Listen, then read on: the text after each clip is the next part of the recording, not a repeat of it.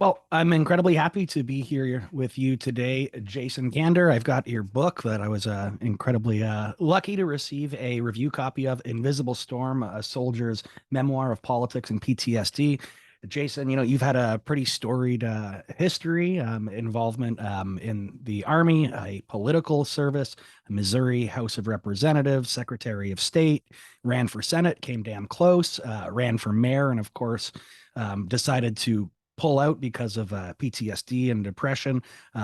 There's an amazing, the book starts off with a really amazing story of, your experience, at a VA, Veterans Administration Hospital, for those up in Canada who don't know what VA is.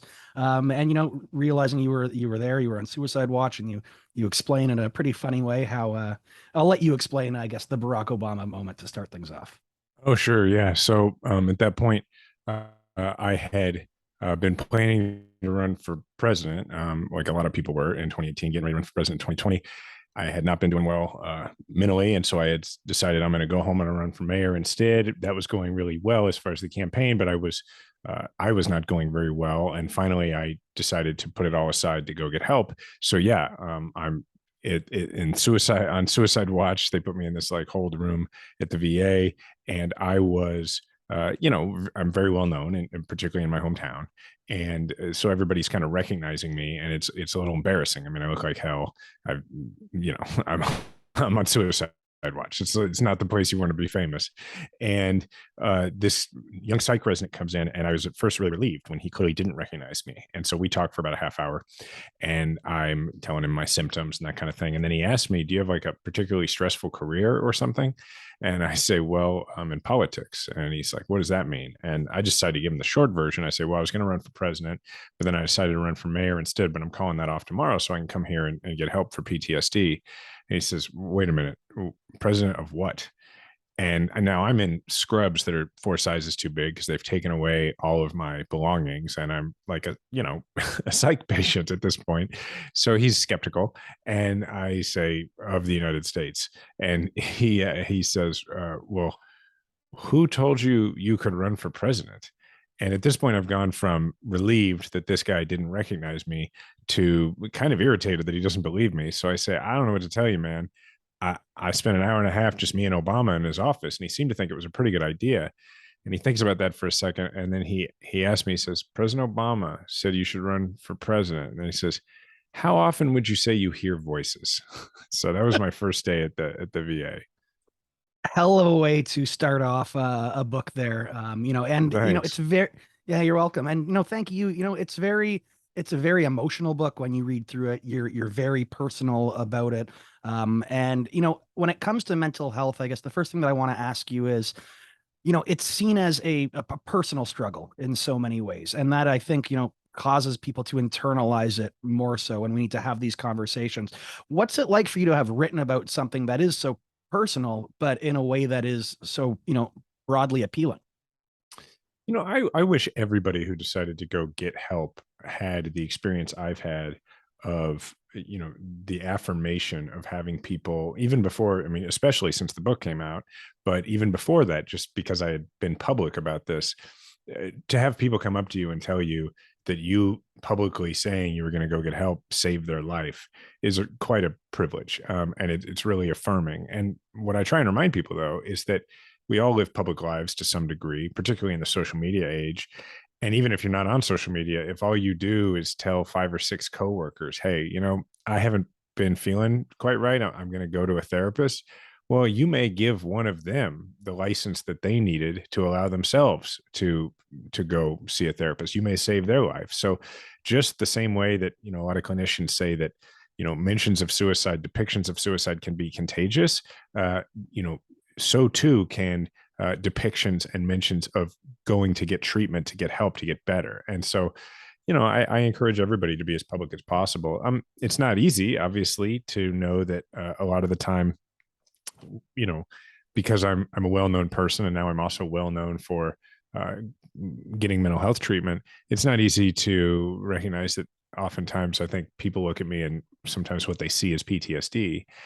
But that's okay, because I'm really pleased about what I've been able to do in terms of fighting the stigma.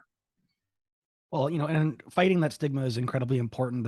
There's too many that, have that journey, have these battles completely on their own, and that could lead to, very, very bad places. And you talk about that if you didn't receive the treatment that you did, it probably would have resulted with you not being with us today. Yeah, that's absolutely right. I mean, one of the biggest messages for me in this book is that post traumatic growth is a real thing. And I think that's an important message because, you know, most of the depictions of PTSD that we see on screen, whether fiction or nonfiction, are what I refer to as PTSD porn. They're just voyeurism. They're just depictions of people who have not been treated and who are spiraling downward, right? They're robbing a bank after shooting up, after beating their spouse.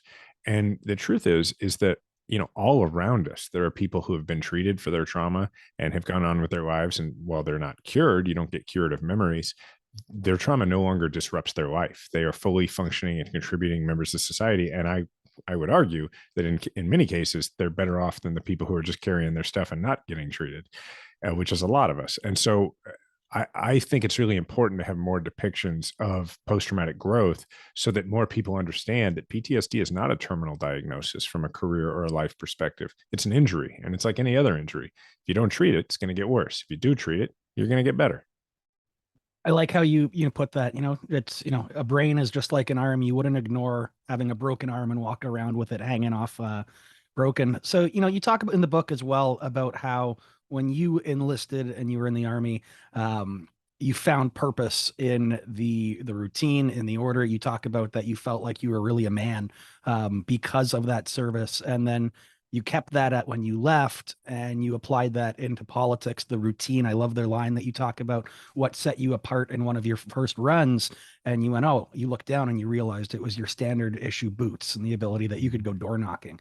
Um, you didn't obviously receive the treatment for PTSD because when you were over there, you were in an intelligence role. You talk about how because you didn't see fighting, you didn't think that you were capable of even having PTSD to an extent. Could you explain that? Yeah, my idea of what combat was when I deployed was that it was like Black Hawk Down or Band of Brothers, that it was like the movies. It was either stuff was blowing up all around you or you weren't a combat veteran. It was that simple to me. And also, the Army had gotten across to me and to everybody else who's in the Army that, hey, what you're doing is no big deal. That's how they get us to do hard stuff. And I don't blame them for that.